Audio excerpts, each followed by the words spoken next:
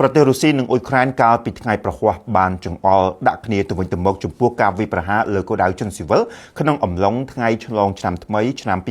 2026រុស្ស៊ីបានចោទប្រកាន់អ៊ុយក្រែនថាបានវាយប្រហារសន្តាគារមួយកន្លែងនៅក្នុងតំបន់ខឺសុនដែលរុស្ស៊ីកំពុងគ្រប់គ្រងដោយបានសម្លាប់មនុស្សយ៉ាងហោចណាស់24នាក់និង50នាក់ផ្សេងទៀតរងរបួស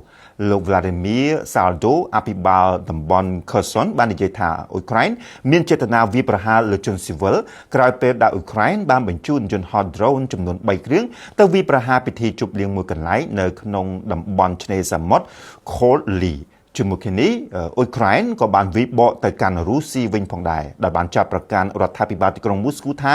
បានវាយប្រហារម្ដងជាពីរដងលើរោងចក្រអគ្គិសនីរបស់ខ្លួនប្រធានាធិបតីអ៊ុយក្រែនលោក Volodymyr Zelensky បាននិយាយថារុស្ស៊ី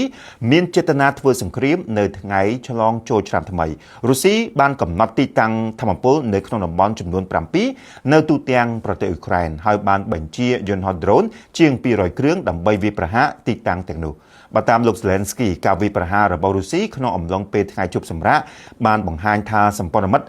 របស់អ៊ុយក្រែនមិនអាចបន្តពន្យាពេលចំពោះការផ្គត់ផ្គង់ប្រព័ន្ធខែលការពារដែនអាកាសដល់អ៊ុយក្រែនទៀតនោះទេ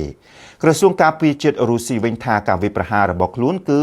ដាក់មុខព្រួញលើគោលដៅយោធាក៏ដូចជាហេដ្ឋារចនាសម្ព័ន្ធធម្មពលដែលទីក្រុងមូស្គូអះអាងថាកំពុងត្រូវបានប្រើប្រាស់ដើម្បីគាំទ្រដល់កងទ័ពអ៊ុយក្រែនការចាប់ប្រកាន់ទាំងនេះកើតមានឡើងក្នុងបរិបទដែលប្រធានាធិបតីអាមេរិកលោក Donald Trump កំពុងតែសកម្មនៅក្នុងការលើកកម្ពស់ដំណើរការចរចាសន្តិភាពរវាងអ៊ុយក្រែននិងរុស្ស៊ីបើទោះបីជាមានការចាប់ប្រកាន់ដាក់គ្នាបែបនេះក្តីក៏ប៉ុន្តែលោក Trump និយាយថាផ្លូវឆ្ពោះទៅរកសន្តិភាពរវាងរុស្ស៊ីនិងអ៊ុយក្រែនជិតកាត់មានឡើងហើយបន្ទាប់ពីកិច្ចព្រមព្រៀង20ចំណុចដើម្បីបញ្ចប់ជម្លោះដណ្ដើមដែនដីនៅអឺរ៉ុបខាងកើតមួយនេះសម្រាប់បាន